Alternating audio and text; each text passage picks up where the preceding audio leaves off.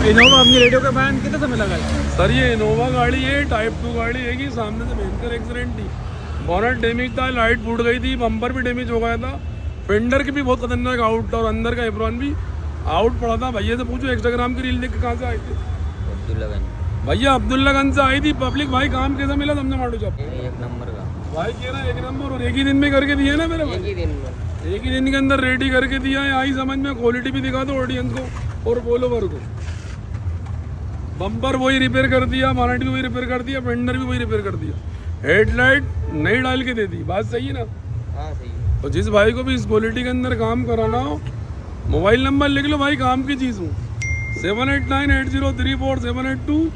आ सकते हैं, स्वागत है आपका। इंशाल्लाह ईमानदारी से ही काम करके देंगे।